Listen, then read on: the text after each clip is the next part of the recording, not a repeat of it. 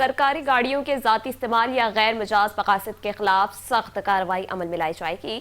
تمام گاڑیوں کا ڈیجیٹل ریکارڈ تیار کیا جائے گا تاکہ نگرانی مؤثر اور شفاف بنائی جا سکے۔ سندھ کے سینئر وزیر شرجیل انعام نے کہا کہ سندھ کابینہ کی ذیلی کمیٹی برائے کفایت شاری کا سندھ کے سینئر وزیر شرجیل انعام کی صدارت اہم اجلاس ہوا، جس میں صوبائی وزیر بلدیات سید ناصر حسین شاہ، وزیر برائے ایکسائز اور ٹیکسیشن مکیش کمار چاولہ، وزیر برائے داخلہ، قانون اور پارلیمانی امور ضیاء الحسن نجار، وزیر برائے جیل خانہ جات، ورکس اینڈ سروسز علی حسن زرداری، متعلقہ محکموں کے سیکریٹریز اور اعلی افسران شریک ہوئے۔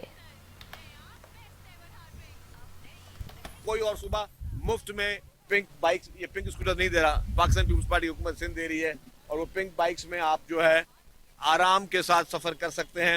آپ کو فری میں ٹریننگ دی جا رہی ہے، آپ کے ڈرائیونگ لائسنس کے پیسے بھی حکومت سندھ بھر رہی ہے، اور بڑی بات یہ ہے کہ آپ کو مفت میں دی جا رہی ہے۔ تو اب ہم نے ڈویژنل ہیڈ کوارٹرز میں ساری ٹریننگ کا پروگرام بنا لیا ہے، فوری طور پر وہ شروع کرنے جا رہے ہیں، اس سے لوگوں کو فائدہ ہوگا۔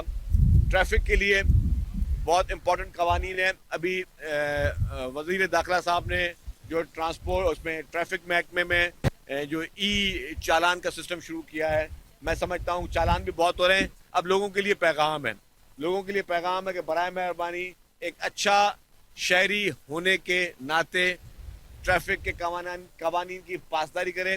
حکومت آپ سے چالان کے پیسے نہیں چاہتی، حکومت کا مقصد چالان کرنا نہیں ہے، حکومت کا مقصد آپ سے پیسے لینا نہیں ہے، حکومت کا مقصد ہے کہ آپ اپنے ٹریفک قوانین کی پاسداری کریں تاکہ 1 روپیہ بھی چالان نہ ملے، 1 روپے کا بھی چالان نہ ہو۔ تو وہ ساری ٹاپ پرائورٹیز پہ کام اس وقت حکومت سندھ کی جانب سے حکومت سندھ کر رہی ہے، اور ہمارے آگے بھی ابھی کوشش ہے کہ ہم ان پروجیکٹس کو آگے لے کے جائیں، اور ابھی اور اپ کمنگ پروجیکٹس ہیں۔